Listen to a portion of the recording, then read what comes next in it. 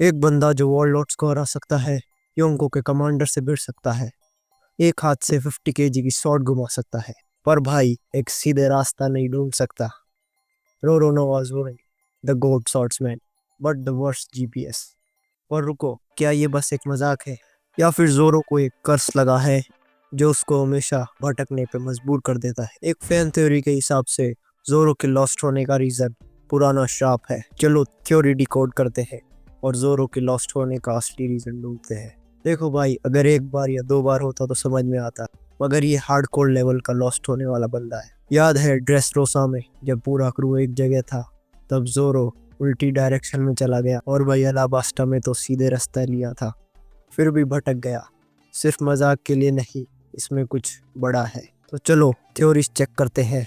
पहली है observation hockey का साइड इफेक्ट। वन पीस में ऑब्जर्वेशन हाकी एक ऐसी पावर है जो सेंस अवेयरनेस बढ़ाती, फ्यूचर देखना, एनिमी की मूवमेंट को प्रिडिक्ट करना, सब कुछ। पर क्या होगा अगर एक बंदा इतनी हाकी मास्टर कर ले कि उसका बेसिक डायरेक्शन डिस्टर्ब हो जाए? जोरो एक मॉन्स्टर लेवल हाकी यूजर बन रहा है। वानो में उसने किंग और काइडो के साथ इनसेन रिफ्लेक्सेस दिखाए।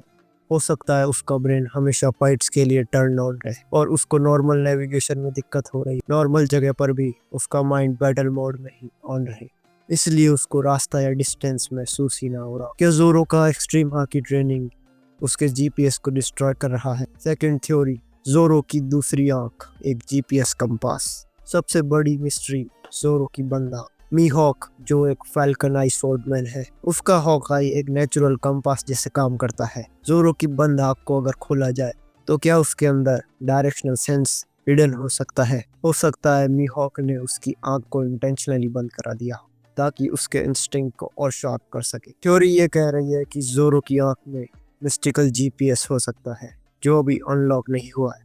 क्या मीहॉक ने जोरो की आंख जानबूझकर सील कर दी ताकि वो पहले मेंटली स्ट्रांग हो? थ्योरी थर्ड आती है हमारे ओडा सेंसे पे, ओडा का हिडन मैसेज। अगर ओडा सेंसे के फैंस ध्यान दें तो एक और सीक्रेट थ्योरी सामने आई कि जोरो के लॉस्ट होने का एक पोएटिक मीनिंग भी है।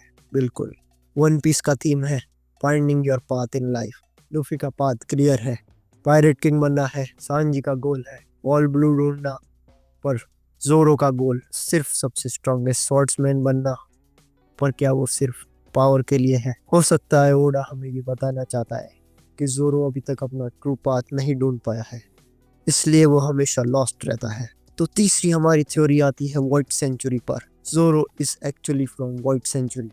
वन पीस में व्हाइट सेंचुरी काफी बड़ी मिस्ट्री है और वानो का कनेक्शन सीधा एंशिएंट किंगडम से हो चुका है। थ्योरी ये कह रही है कि जोरो के एंसेस्टर वो लॉस्ट वॉरियर जो व्हाइट सेंचुरी के टाइम पर लड़ रहे थे और उन वॉरियर्स पर इटर्नल ड्रिफ्ट कर्स लगा दिया गया, तो उनको कभी भी एक जगह सेटल नहीं होने देता। जोरो के अंदर वो खून है, इसीलिए उसको कभी भी एक जगह रुकने का या डायरेक्शन का सेंस नहीं है। क्या जोरो एक लॉस्ट वॉरियर लीनिएज का लास्ट सर्वाइवर है? चौथी थ्योरी आती है कि जोरो की स्वॉर्ड्स उसको लॉस्ट करा रही है। वन पीस में कर्स स्वॉर्ड का काफी डेंजरस रोल होता है ना? और जोरो के पास तो 3 में से 2 कर्स ब्लेड है। सेंदाई कितेत्सु और एनमा दोनों कर्स्ड है और दोनों की मैथोलॉजी में लिखा गया है कि जो भी उन्हें यूज करेगा उसका माइंड कंज्यूम हो सकता है। हो सकता है जोरो का लॉस्ट सेंस एक्चुअली स्वॉर्ड की साइड इफेक्ट हो। एनमा कंटिन्यूसली जोरो की हाकी एब्जॉर्ब करती है, तो हो सकता है ये उसका मेंटल बैलेंस भी डिस्टर्ब कर रही हो। क्या जोरो की तलवार उसको हमेशा लॉस्ट मोड में रख रही है?